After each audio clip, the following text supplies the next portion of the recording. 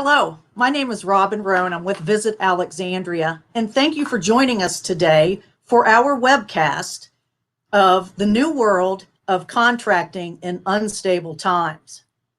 Please note that the audience is muted. However, you can use the comment section of whatever platform you are on, and we will be answering those questions as we can. But do note that during the registration process, we received a lot of questions, and we do feel that we will be able to cover many of those within this very short period of time.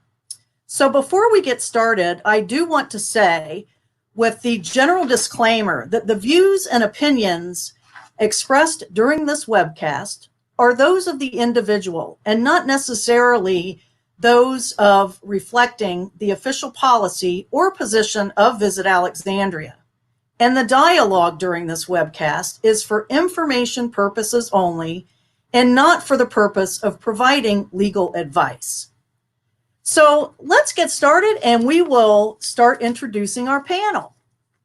With 25 years of experience in the meetings and hospitality industry, Nancy Rosenbaum is a vice president of Merit's Global Events, with a concentration in hotels and convention and visitors bureau, having worked in all facets of the hospitality industry over the years.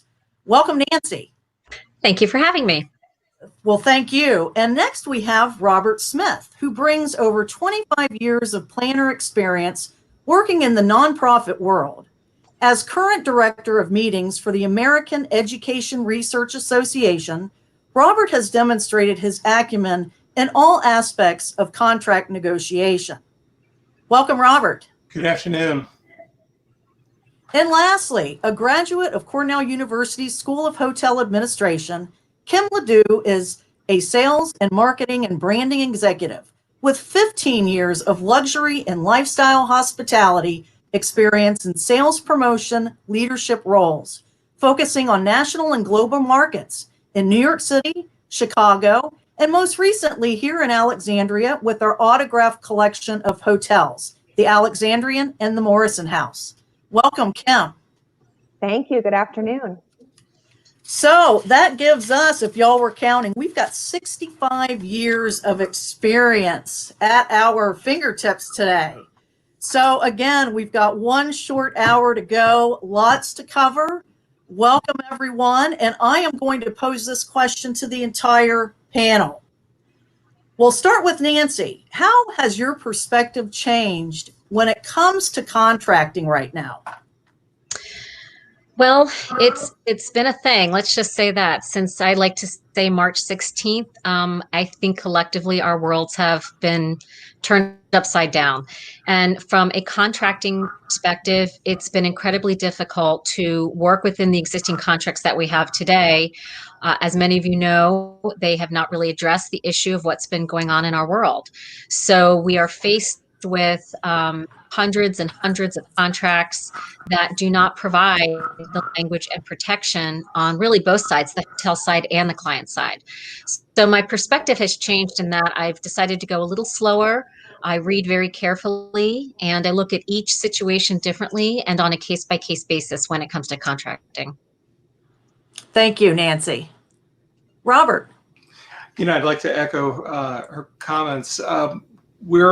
As we're moving into this sort of new dynamic, we're finding that you really need to know your group. We really need to sort of know what our folks are going to want to do and come to our meetings.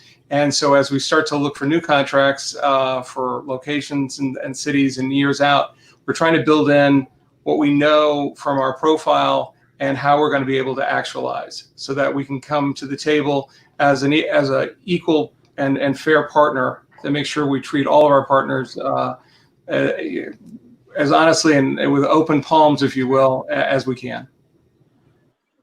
Thank you, Robert. And Kim, how has your perspective changed when it comes to contracting? I would have to say since the beginning of March, we've really had to continuously pivot and rethink how we do business. It's been a really changing dynamic throughout this whole process. But to honestly look at each program individually, similarly to what Nancy and Robert said, to see what is the basis of this piece of business, where are people coming from, what can we legally do, and then looking to find a fair solution with a focus on the long-term effect of the partnership with our clients and third parties, as well as the long-term success of the hotels. Great, thank you. And I always take it to heart, Nancy. I need to slow down myself in my everyday, not just when I'm reading contracts of any kind. Yes. So I'm going to throw out this next question, but it's going to be to Nancy, as she is our meeting consultant on our team. And so what makes a contract out of date, and how do you go about amending those contracts? So working with Merit's Global Events, and in the position that I am in, I see thousands of contracts annually. And since the cancellations, I've seen even tenfold, because we're looking at contracts for the entire year, and then we're looking obviously slightly ahead, and then we're looking at rebookings. So what's been happening now is, as I'm looking at these contracts, really nothing addresses the pandemic. And if you look at some of the terminology of what force majeure is, it strays a little bit, and we're trying to stretch the term to meet the circumstance. So as of right now, I don't think I've seen one really solid contract that addresses what the situation is today. And as I just said earlier, we go on a case-by-case basis. So depending upon the situation that you are in, your contract might already just be out of date. We used to say a couple months ago, if it didn't have the GDPR in it, you've got to go ahead and put that back in. But now we're looking at almost every future contract with no good timeline information, travel warnings, affidavits, room size requirements. All of these new things are coming out.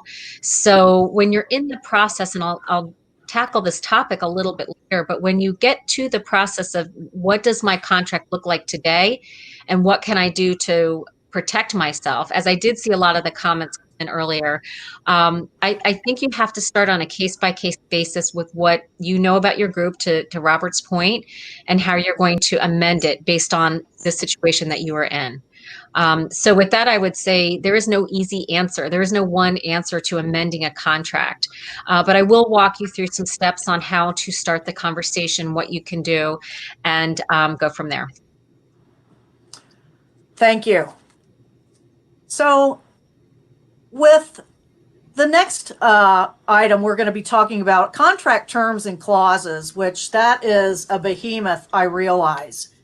But Nancy, can I ask you, what approach should I have been starting with when rebooking meetings that we're having to reschedule, or when canceling meetings? So I think it all starts with the discussion. You have to, as an intermediary and as really a consultant to all of our clients, thousands of them, I have conversations all day long, and we're trying to understand where everybody is in the stage of cancellation. And it really does depend on why you are specifically canceling and what your group wants to do, whether it's going to pivot over to virtual meetings, whether you want to rebook, whether you just want to outright cancel. And like I said, there isn't one legal answer to your situation, but I think the first thing to do is to get on the phone with your hotel contact, if you're a meeting planner, and really walk through where you are today with your contract. So once you've had that conversation, and let's say you've come up with some verbal agreement with the hotel, you obviously want a timestamp. So many of you have sliding scales within your cancellations. You're obviously wanting to look at that. If I cancel today, do I save a little money? Or do I, if I wait 3 months and cancel, for my end of the year program, am I going to be hit with another $100,000? So the timestamp of cancellation becomes very, very important. And you want to document that cancellation with a follow-up letter or an email. And you also want to receive an acknowledgement from the hotel. Yes, I have received your cancellation, and yes, we are going to abide by these terms. Now, whether they've waived the cancellation, I mean, many hotels are being exceptionally gracious and really working towards the customer. So I don't really have any one hotel that said, no, we won't work with you. 99% of the situations we are in are amicable, and they're working towards a common goal of getting the business back on the books. So once you've done all that documentation and you've been able to really come up to some agreement, then you get into the process of rebooking. I always say an addendum to an existing contract is the best way to go because it keeps the original intact.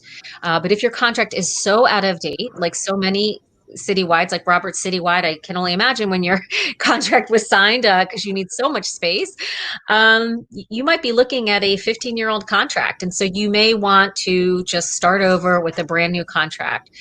You want to stick with some the terms. You want to see if perhaps now the hotel is offering more incentives. They've often plumped up their concession package a little bit just to get you to rebook there. And so there's many, many things that you can do with the new contract. But I always say try to stick with the original. Try to, keep faith with what you've originally worked on and try not to, try to get more, just try to get through the process of a clean new contract addendum. And once that's countersigned, then you're on your way to your new contract or to your new meeting. Thank you for that insight. Robert, I'm going to take this over to you. So with this complete upheaval, as we say, in our industry, what steps are you taking to protect your association with future booking years for your annual? And you just had to cancel your annual. If I'm not mistaken, it was 17,000 attendees. So tell us a little bit about that moving forward. So we were in San Francisco, or scheduled to be in San Francisco in April, and obviously we couldn't go. As we were starting to look at future years out, to your question, we're certainly looking to build in checkpoints, because the piece of business, to what Nancy said, the piece of business that you booked, let's say in 2017, that was supposed to actualize in 2021, that may not be the same piece of business. You don't know how many folks are going to be traveling. You don't know what the situation is going to be at the property or at the center, and social distancing. So it's one of those situations where you've got to stay in contact and sort of build those checkpoints in and try and build the contract in a way so that whatever concessions you really, really need are not necessarily going to get taken away should you need to modify your performance at the end of the day. So again, I said it when we opened, sort of knowing your group and knowing what you need and protecting the association, but then also just being straightforward with your partners. Well, and if I may, we've gotten a question that comes in, and Robert, if we're sitting in your shoes and you just booked a program for a future year, say 2024, right, when would you begin amending that contract? Certainly, if we just signed it, I'm not going to be looking to amend it right now, depending on hopefully we've built these sort of checkpoints in along the way, maybe sliding scales if necessary. Certainly we want to get through the next 6 to 12 months and see how our industry rebounds. We're all concerned, having had this sort of front row seat to watching our industry melt down, sort of like Chernobyl, all around us. So we certainly want to see how our members come back, what happens when we come back in our 2021 meeting, what are the meetings in between looking like, how are they actualizing? We're an educational group, so a lot of our attendees comes from universities. Money's tight. A lot of universities aren't letting their folks travel. So we're sort of taking sort of dip our toe in slowly, but we want to make sure that we let our partners know that and keep them informed so that it should something happen, it's not a surprise. That's the only way that we can move forward together. I was going to agree with that. Keep a laundry list, Mimi, of everything you're hearing right now, and reach out to your hotel person immediately. Everyone should be having a conversation right now, anyways, about where they stand today. But keep a list of all of the things you're starting to hear, because I agree. I think in 6 more months we're going to see more and new clauses that they're going to come out. We don't know what they are. I never thought in a million years we would need a reopening clause or do you have enough staff to have my meeting? Again, the room size requirements. Do you have the purchasing people in your department to buy the food? So these are all things that come up, and you really can't predict what it's going to be for 2024. But Robert, what would you say if she was going to amend that? Would you say in 22 to make the amendment, or at the end of 20? I think maybe the end 6 months from now. Yeah, I would say about 6 months from now. Keep an eye on it. I mean, we're usually booked out 5 to 7 years. So you don't just do these things in a year. There are things that you're doing 2 years out, 3 years out, 4 years out. You're keeping in contact. You're seeing what changes you're making to the meeting, possibly what that means for meeting space that you need, how new things that you're doing, maybe a new way of conducting breakout sessions or roundtable sessions or whatnot. So you're always sort of gauging what you have in front of you for the upcoming year, but then how does that impact 22, 23, 24? So you're doing that regardless whether you think about it or not, but then you've got to make sure your contracts and the space that you have is going to be adequate. And so I would say, to the question, about 6 months, 6 to 8 months from now, see where we are. Mm-hmm. And that goes back to your, keeping those touch points, those benchmark dates. And so this was a great segue for you, Kim, as a hotelier. What flexibility are hotels offering for contracts that are rebooking and also for new pieces of business at this time? Right. Well, definitely doing the most of rebooking right now. And with that being said, it really depends on the piece of business. Ideally, we would love to have it within 12 months, but we know that doesn't work for every client. For example, many associations, they are already booked for multiple years in advance. We may need to make it have more flexibility. And also with that, adding in some flexibility even to those rebookings, like a timeline of, we understand you may have more attrition because some of your attendees are coming from locations that have restrictions on travel. So what does that look like, and how do we include that in the addendum as well as in new contracts? So in a way, the addendum is an adjustment to the contract, but also adding in new clauses to protect both the hotel and the client should this pandemic continue or should something similar occur again. Well, thank you. And that brings up that big question of force majeure, which Nancy, you had touched on that previously. Yes. And I see a couple of please. comments I'm reading right now in the chat right now. So Cynthia Smith brings up a great point. Are we, if we change our contract today, are we really opening up this can of worms to having a full renegotiation? And I would say no to that because, no meaning, I don't think the hotels are going to do that. I think a lot of the hotels are stepping in with a very good faith attitude, and they are trying desperately to maintain your deal, I guess is the best word I can use. But we all know that contract was signed at a date where they had X amount of rooms, an X amount of space that they needed to fill for a foundation. So if their group base is gone, let's say you have to rebook for 22. Well, those rates are very high. Rates in 21 are very high because that group foundation is already there. So if you have to move a group, let's say, you're going to be facing a very high ADR right now because those groups have not canceled yet. The group base is still in. So it could open you up to some renegotiations. But I think that most are taking the approach, we're going to do the best we can. And we want to get you the exact same rate. And with commission too, for those third parties out there. I mean, many of them are offering, if the contract was signed, at a 10% commission.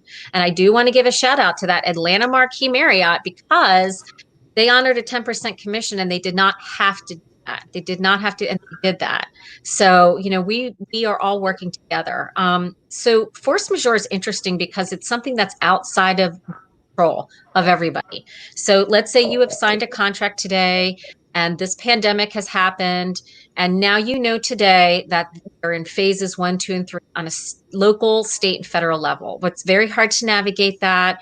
But what happens in 6 months? What are you going to do then? Because your force majeure window is kind of gone. But that because perhaps maybe your funding was cut or there was a very good reason you can't attend or your attendees can't come, you really are faced with a force majeure like situation. In that situation, I would approach it with your legal counsel as best you can. Look at the terms of why you are canceling, and for the most part, you want to come up with an amicable solution on with the party of both sides. Now, with Robert, with your cancellation, I can only imagine what that was like, because you have to then go out into a future year and maybe rebook it. But you're also, have this current contract that you have to, what do you do with all the, and every hotel is different. Every brand is different. So what were you able to do when you canceled those overflows? So our meeting was in April, middle of April. We started to have conversations at the end of January, beginning of February with the city and the headquarter hotels. We had 3 headquarter hotels there in San Francisco, and primarily with the director of sales and anybody else who wanted to get on the call, and the city and our CBB rep. And we just had ongoing conversations as we saw this pandemic sort of build to a point where at first everyone was saying, oh, it's really, everything's going to be fine, don't worry about it. And we were committed to moving forward at that point, but we just wanted to sort of hear what they were hearing. They were on the ground there in San Francisco. As the weeks went by and we got into the end of February, beginning of March, it became apparent that California at that point was shutting down. We weren't going to be able to host the meeting. And our board met and said, we're not going to be able to move forward with a place-based meeting. We went ahead and they voted and made that decision. And that day, myself and my executive director got on the phone with all of our vendors and all of our hotel partners and called every one of them and said, you're going to get an email, you're going to get a registered letter, but we wanted to call you. We wanted you to hear our voice. We wanted to hear your voice. We didn't want to just send you an email and say, hey, we're canceling or terminating or rescheduling. We didn't want to perform that way. We didn't think that was the right thing to do. And that's really what it comes down to is how do you want to treat your partners? Because San Francisco has been a great city for us. And we had a very competitive offer, and we selected San Francisco based on that offer, and I'm sure we will in the future go back to San Francisco. But we didn't want to burn any bridges, and just sending an email saying, hey, we've canceled, and it's force majeure and walk away. That's not the right thing to do. So that's the way we handled it. We've reached out to our next year and had conversations just as a touch base. Because we don't know what's happening. We're seeing an uptick in 20 some odd states. Texas and California are having all sorts of situations. We don't know where we're going to be 6 months from now. And where we are may reflect where we were 2 months ago. And the checkpoints are crucial. If you don't, Right. you have to have the checkpoints. They're not going to be in your contract, everyone, because this is social distancing thing. There are no laws written. So there is no law to refer to in your contract right now. So you just have to have these checkpoints with your hotel partner, like Robert says, and just make sure that, like to Katie Holmes's point online, if they can only give you information 90 days out, put a checkpoint 90 days out and then put another checkpoint 90 days out. Just, you have to keep talking to them throughout the whole process. Right. Nobody wants to cancel their meeting. Nobody, right. And that Everybody really wants to have the meeting. and that really does speak to that relationship. And so, Kim, I'm sorry to interrupt. How are you dealing with contracts moving forward and that force majeure clause? How are you handling the COVID-19 or future pandemics? Right. Well, one thing we were talking about how we have the checkpoints and working through this process is as soon as we have updates from our state, we're keeping our clients updated as soon as the information goes out with a link to the update from the state of Virginia. But with that as well, we are looking at, based upon projected timelines, the business that is definite, talking to our clients that are already booked to say, okay, based upon what we anticipate the guidelines will be, we are going to need to move you to a larger room to have social distancing. This is what the setup has looked like, working through our diagram system to send new diagrams so that clients feel comfortable in still moving forward with their program because they can see the layout realistically that it can still happen at your hotel. I think that's very important as you go through this process of having those times where you talk and stay in touch with your definite programs to, and also have a gauge on whether or not it's going to happen. Every client has their guests coming from a different region, or they're getting together for a different purpose. And so that really varies their own situation for whether or not the event will take place. But it's our responsibility to keep updated on what we think will be the case and that we can provide this service for them. Well, we had I'm sorry. And for the force majeure, so you mentioned earlier, each brand and company is different. We're part of Marriott, so we have force majeure through Marriott. We also have an additional force majeure through our management company that includes levels from the CDC and what that means. So it's some additional information to hopefully make things less gray if this situation were to come up again or to continue.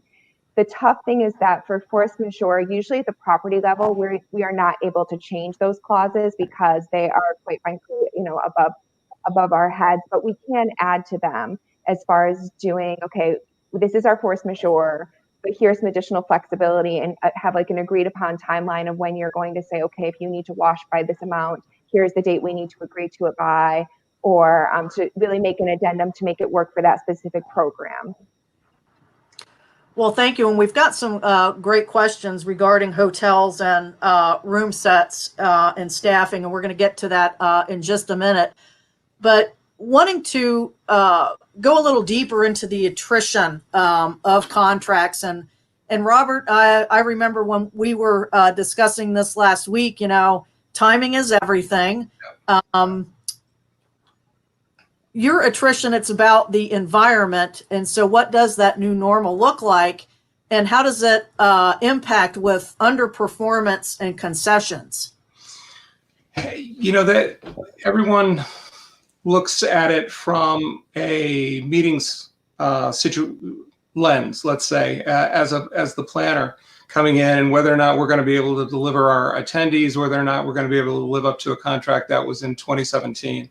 I think it's safe to say at the moment that probably is not the case. But I think performance goes both ways. Are the properties going to be able to perform? Are they going to be able to handle a group of this size? Are they going to? What happens when they do want to clean the rooms and take care of things? And where does your attendees go if you have a large group? Ours is 17,000. We've got 3,000 breakouts over 4 days. We've got at any one point probably about 110, 120 concurrents. That's a lot of breakouts. There's a lot of things going on all at the same time. So you've got to look at it. If you're the planner, you've got to look at it in both ways. It's not just you being able to perform, but it's also the property, and that's where the conversations have to start.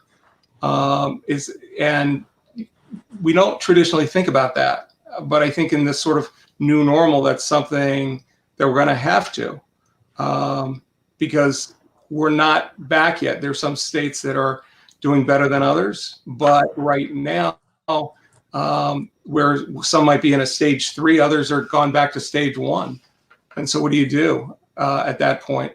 So I don't think we're out of the woods on the whole force majeure thing yet, but you can't just automatically think, oh, well, that's going to be in December, so we're going to be covered, so we can cancel. Not necessarily. Yeah. So it's a double-edged sword when you think about performance. And Kim, we've had a few people bring up in the comments area about if because of social distancing and they have to move their general session into maybe an additional room or even a larger room, who becomes responsible for the additional needs, such as additional audio visual, additional staffing? When you've got a group that is contracted and you've got your staff ready to go, but it's still such unstable grounds. Here's this question from Debbie O'Reilly about the social spaces pushing people into larger spaces. I think it's something that has to be a discussion and a kind of, finding a solution along with your AV vendor, with the hotel and your intermediary or client directly, to see what the best solution is. I think ideally, you want to be able to offer a solution that's within the original price point that you discussed, and to see if there's a way we can put together a package working with all of our vendors to make it successful. It's something we were talking about this week as far as food and beverage service. Right now, I know we're all suggesting plated meals. So if someone does want that experience that's more of a buffet, then you need stations with extra chefs. So I think it's just something that we'll have to have a conversation in a case-by-case basis, and definitely work with the partners like the in-house AV company to say, what can we do to still make this fair for the client? Don't shame me, but I have to give Alexandria as a destination a plug, because we are designed for the small to mid-sized meeting, which really makes us and our hotel partners, such as you, Kim, very agile and able to meet those needs of this unstable ground that we're in today. So thank you all for that. And we are going to go into, and I'm going to direct this to you, Kim, and also Robert. Robert, what are your expectations as duty of care is top of mind for everyone? Well, certainly most of the brands have announced some sort of program for cleaning the space, protecting your attendees, and they're all run along the same sort of formula, which I think has been great to see. They've been very aggressive and very sort of proactive in letting folks know what they are, and I commend them all for getting it out there and letting planners and folks in the industry know what their plan is. That having been said, we're going to need to see how their programs fit with a program such as ours or many others, where you've got 20 minutes or 15 minutes in between sessions, and you have a number of breakouts, and how much time they need, and they brought it up previously, how much staff they're going to need to turn those rooms. If we've got 35 breakouts in a hotel and they need 35 minutes or 30 minutes or 20 minutes to turn every room and clean and do everything that they say they're going to do they have enough staff to make that happen over 35 rooms in those 20 to 30 minutes? So those are some concerns that we have in conversations that we're having now. So what's the impact on the program? If it's, if I plan for 15 minutes or 20 minutes and it's going to take 30, okay, well, over 5 tracks of a day, maybe I have an extra hour onto my program that I need to plan for, which is fine. We just need to know that in advance. And then the other question is, as you're not, those sessions tend to end at the same time, then everyone's going to come out of their breakouts, and where are they going to go? And how do you social distance in an environment when suddenly all of your attendees are in the common space? And so those are conversations and questions that we're having. And a number of folks have just said, it's kind of a wait and see. We haven't had a chance to see how long this takes, and we understand that. And we want to be patient, and we will be patient to work with them and just be a good partner, because we all realize we need to get back to meeting face to face. Thank you. And then that's going to bring me to you, Kim, as far as cleanliness programs at the brand level. If you can talk a little bit about how you keep top of mind the state, local, federal regulations. Right. We are getting regulations from many areas. Fortunately, we're part of the Marriott brand as Autograph Collection Hotels. So we do have Marriott's commitment to clean. So it is a great guideline to follow. In addition to not just being a guideline, we needed to submit our plan back of exactly how we are rolling it out at our property and have cleanliness champions at the hotel. So with that, it's a lot of the social distancing, making sure you're 6 to 9 feet apart. Of course, the cleanliness technology, the frequency, the areas that are cleaned, additional positions that will be at the hotel focused just on the public space cleaning, because that's going to have to happen more frequently. Also in Alexandria, we have something called ALX Promise, which is in combination with the health department. So there's a training as well as an audit done by the health department to have the ALX Promise seal. So kind of those guidelines on both ends. I think the thing, and you're right, Robert, that the brands have each come out with programs to have consistency, which can make you comfortable knowing that you're going to have those guidelines in place. But in addition to that, each hotel, each brand has different options. Like, for example, we can have touchless check-in and keyless entry, but guests do need to download and be a member of Marriott Bonvoy and have the app. But that's a great thing to know in advance to tell your clients that they don't have to go to the front desk to get a key, as long as they download this and become part of this program if they want to have that service. So I think maybe talking about some of those differences by brand may help to really take advantage of all those offerings that are there. That's a great idea. And Robin, just to jump in, I think it's very hard to, I think it's hard and challenging to create a new draft contract, again, with all of these wonderful programs that are in place and still not knowing what the next 6 months is going to look like. It's just like they're talking about opening schools. Nobody really knows what the solution is going to be. And I think that can be very hard on all ends, the hotel end and the planner end. You know, how do you come up with a good contracting solution to address all of these programs? And one thing that was brought up earlier was that, and then what the Marriott is doing is providing the updates on the local, state, and federal certifications and the programs that are out there, the health regulations that are out there. And I think as planners, it's important to remember where your guests are coming from and what state, obviously, you're having your program in, and locally, what are the actual safety and health guidelines that are out there right now.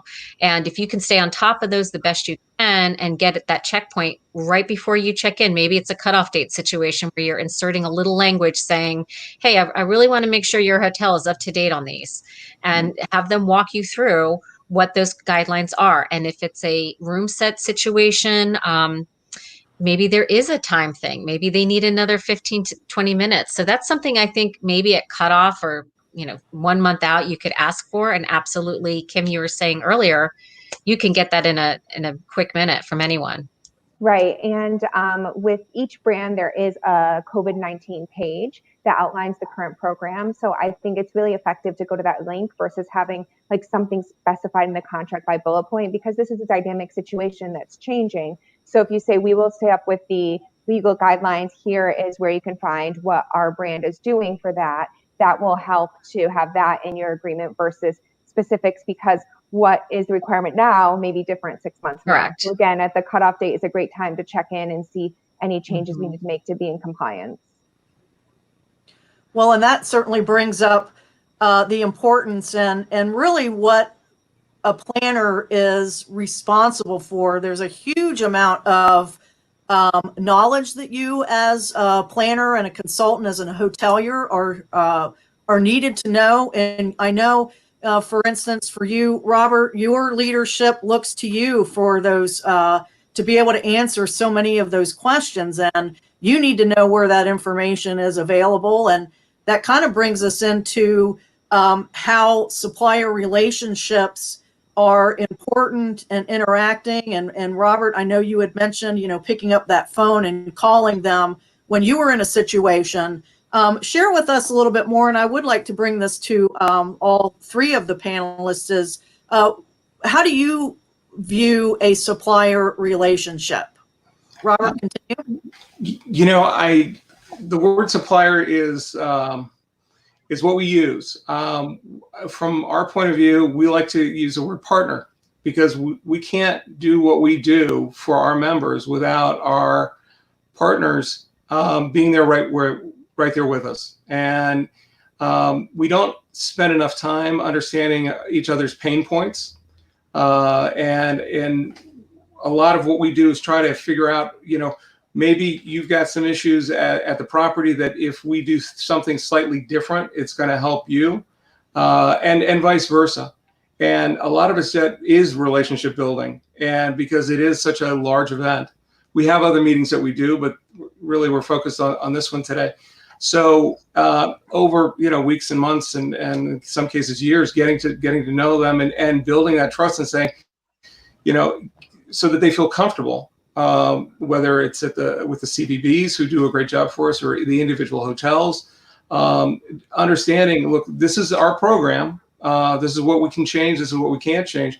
What about this is going to cause you a problem, and be willing to work as a partner, because if I know that these properties are working as hard as they can to make us successful, and we want to do the same for them. So that's really the importance of the relationship, and how seriously we take it. And so just picking up the phone sometimes and calling and just saying to have a quick chat. I know a lot of folks like to send off emails, and those people who've gotten emails from me know that I don't send long emails for a lot of reasons, because I don't think people read long emails, and they want to detail the world. And it's like, no, I'm not going to do that. But I'd be happy to get on the phone and take as long as we need to kind of walk through whatever the challenges are.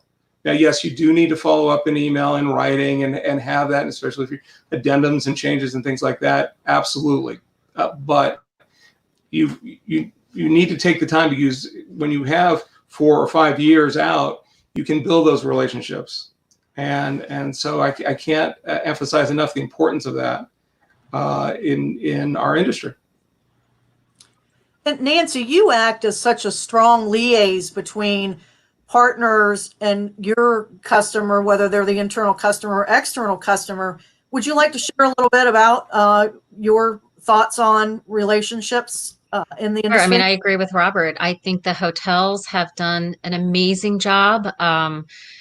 If I could take away some of their pain right now, I would do it. Anything I can do to support them, if it means being more flexible, backing off on a term, understanding really what they're going through at the time, because every property is so incredibly different. And the past few months, I have talked to so many properties in so many states, worldwide, global conversations happening just to, clear the air. And I think you have to have the phone conversation. So much gets misinterpreted through email, and legally you must have the documentation once you've, come to consensus on your contract. But having worked in a hotel myself for so many years, I just, my heart goes out to everybody. It's a very difficult time. And I think they're rising to the occasion. I think these hotels and these brands have stepped up and really shown the value of the partnership. And as an intermediary, I see it tenfold, because I'm seeing it, my relationships with the hotels, with my vendors, my AV companies, my floors, my DMCs, everybody is kind of picking up and saying, no, we got to rise up to this. We got to make sure everybody's taken care of. And then really on a planner perspective, their hands are so tied by their industry, whether they are an educational fund, there's funding issues there. Maybe there's governance issues there. Sometimes they just can't meet for reasons that are really beyond the controls. And the hotels are doing a great job of really listening and acting accordingly. So my hat's off to them. I think they've done a fantastic job. Yep, I would agree. And Kim, you've been such a great partner with Visit Alexandria, and thank you for bringing up the ALX promise that we are promoting and being a part of. How has this changed your perception on relationships with your clientele as well as your partners? It's definitely been even more important than ever to have those relationships and to have them be understanding. By way of example, the fact that if we are going to cancel a program, to give us 30 days notice, because if you wait until 2 weeks before, we've already called staff back to have that meeting, because we do have a responsibility, as I know some of the questions came up before, to have the proper staffing in place. So when you have those relationships and those open conversations, you can make sure that it's really fair for all parties. And I would say definitely through this, in a way, I felt like our industry had gotten a little bit more removed in how we source business and how planning happened. And end of the day, especially in a crisis, people go to people, and that's the industry we're in, and we need to remember that as we go through this and come out of it together. Well, that brings us to a question that I would like to bring to the all three of you. If it's that kind of that crystal ball question. So, given what you've learned in the last 3 months, if you had to go back before the pandemic, what would you be telling yourself as it relates to the meetings industry? Nancy? Oh my gosh. I knew you were going to make me go. You're going to make me go first. Okay. So I am a very conservative forecaster. So I will under forecast something, probably, my boss is always saying, yeah, where did this extra money come from? I think I have always been super conservative, and I will continue to be super conservative when it comes to pacing and forecasting, because it is the one thing that has saved a lot of our clients. Just really looking at the booking trends. I do have some booking trends somewhere over here. We are really booking a lot for 23 and 24 and 25. It is becoming demand years. So watching your historical trends, paying attention to what's going out there, and year over year adjusting your attrition forecast, looking at your shoulder dates, looking at each city, and really, really narrowing why you perform in certain cities and why you don't. That has really saved us, because we really walk in with our clients with good, accurate forecasting. And we've already had those uncomfortable conversations about maybe dropping blocks or increasing rate. So I'm going to continue to do that, because to work, I'm going to be even more conservative looking at all of my bookings, and I'm adding in checkpoints in every single contract. So that's my crystal ball. Well, and we've heard that checkpoint term several times throughout this webcast, so that's definitely a great takeaway from us. Robert, if you had if you could tell yourself 3 months ago what you know now, maybe taking that large annual out even, or maybe both sides of that, what would you tell yourself? I would have told myself to buy some stock in Tito's, because I thought that would have been a really good idea. Oh, that's great. Second of all, I agree. We tend to be conservative. We pace. Somebody said to me, pace reports don't lie. But I think, given the opportunity, it's not enough just to have a plan B or plan C. You've got to be able to, take the time, take 2 steps back. I certainly remember after 9/11, we had a meeting here in Washington and wanting to move forward, because most of the folks were here, and it just wasn't the right time. And we were going to move forward with our virtual meeting that we canceled in San Francisco this year. And we came to the conclusion we needed to take a step back. And so sometimes you got to take a step back and take a look, and doing what seems the most expedient isn't always the right thing to do in the moment. So be willing to take a step back, look at the numbers, and then maybe think about repurposing, and make sure you know how to do something virtually, like what we're doing here today, and get your team working on that, because I know that's what myself and my team are doing now for little things like this, and some larger things.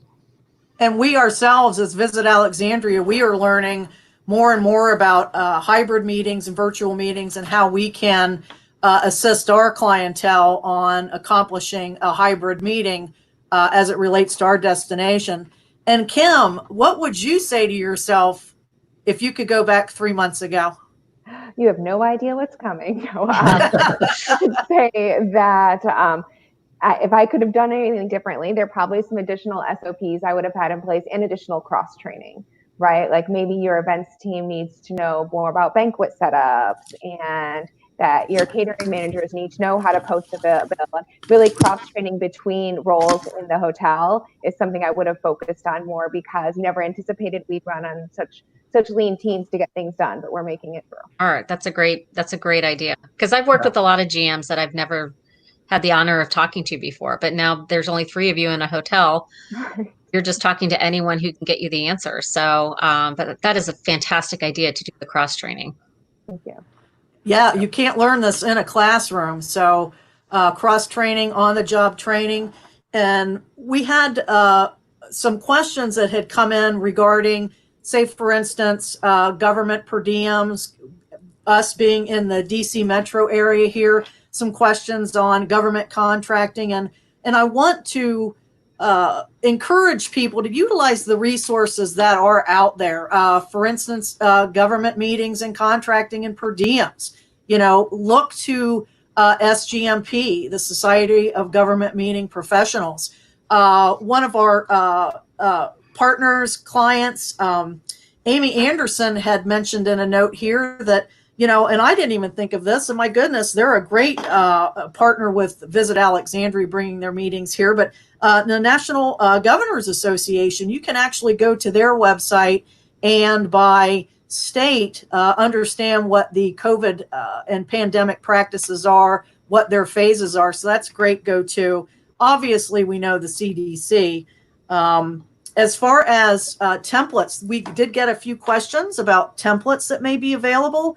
Certainly, if you are a planner and you are needing assistance within your organization, reach out to those consultants, such as a Nancy Rosenbaum of Merit's Yeah, and we event. do perform, Robin, we do perform a lot of complimentary contract reviews. So at Merit's Global Events, and if you want to email me, I'll throw my email up after, we will look at anybody's contract. We are not your legal team. We don't know your situation, but we have seen so many new clauses come through and so many additional. There was a question earlier, have we come up with one clause? And no, there is not one new clause that is out there that is going to address everybody's issues, but I've seen enough to patch together a winning solution going forward. And, we offer the complimentary contract review to take a peek at your old contract or any contract and give you some ideas. Hey, this is what we would do. And I think any third party person, any intermediary, any consultant would do that. I think even your hotelier would do that for you. What have you seen with your other customers that you share with me? Go to your original partner, talk with them. There's many ways to do it. And I think it's important that we do crowd share this information right now. I'm learning every day something new. Every single day there is, these affidavits now. This is big talk. Do I get an affidavit? Do I not? And again, incorporating your virtual events, does that have the same application? And it doesn't. So there's just so much new, and we all have to work together to keep in touch. So there isn't really a template, but it's really listening to what your situation is and applying what we know of today into some type of, document or new clause that you can send out. So I'd just like to add on to that really quickly. The contracts you have in place right now, you can modify them, or you can certainly go to the property and say, we need to make some changes, or can you help us because we're not quite sure, and whatever clause it is. But to the folks who are out there who are thinking beyond, as you're starting to think about new contracts for, let's say, 22 or 23 or 24, start now to think about what you want that contract to look like, because those contracts haven't been written yet. And those contracts, you're going to want to protect yourself and protect your partners with, and make sure you come to the table so it's a win-win. And what does that start to look like? And what might look good for me might not look good for the other association I used to be at. So you've got to think about your group, know your group, and what you need. So that's where you sort of, it's more than just, putting on a meeting and signing a contract and putting on a meeting. It's really understanding the businesses of what we do. And it's important to, seek attorney advice. If you are an organization that's lucky enough to have a legal department, wow, that's a wonderful thing that you have at your fingertips to minimize your personal risk within your department of meetings and events. But do look to, the PCMA's got some great resources, MPI, of course, and also for the association, not-for-profit world. I'm sure, Robert, you've probably been a member for years, but the ASAE organization, and utilize. We are a small industry, and we are a vibrant industry, and seek your fellow peers, like the three folks that we have here today on our panel. And I want to thank you all for joining us today and really putting in some thoughtful insight to what we are talking about today. So we are going to conclude, but I am going to let you know how you can access your Events Industry Council clock hour for today's webcast. And if you would like to bring that slide up, and we also have a preview of Visit Alexandria through this short video. And I do hope that you will continue to watch this. I think it'll put a little smile on your face. It certainly excites me every time I see it. Thank you.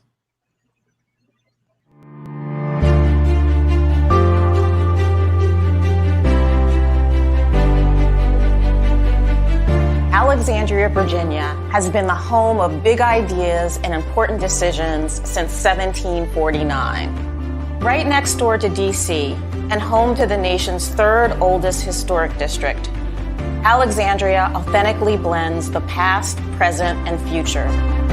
The energy here is palpable. We're a hub for creatives, the nation's thought leaders, and tech innovators. Alexandria is easily accessible, just minutes from Ronald Reagan National Airport, and is walkable to more than 200 independent restaurants and shops, as well as dynamic venues and historic sites.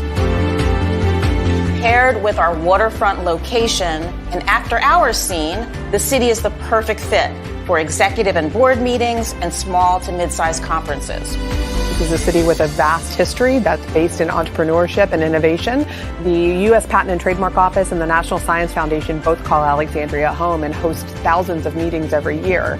And what we're excited about in Alexandria is the creation of a new innovation campus by Virginia Tech that will really be a place where thought leaders from around the country come to learn and also teach the future workforce. It's a great time to be in Alexandria. Alexandria is home to hundreds of national, professional, and trade associations.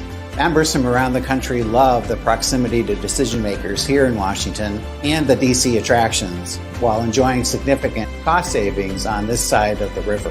What inspires me about the city of Alexandria is it feels like home. I want to work with them and for them. Alexandria, Virginia makes it ideal for high-impact, highly focused meetings, which includes a C-suite board meeting, associations, youth groups, or even the group requiring government per diem or lower. Our restaurant scene is vibrant, it's exciting, and we have wine bars, we have speakeasies, we have beer gardens. King Street is our main street. Each block has something different to offer. It's very dynamic, it's extremely walkable. You can go out and spend the evening hitting different shops, different restaurants, end up at the waterfront. It's very unique. It's not something that you can experience in many parts of the United States. My experience with Visit Alexandria has always been exceptional. They get it. From site selection to on-site convention services assistance, they save us a lot of time, energy, and money. Alexandria has been getting quite a bit of attention recently.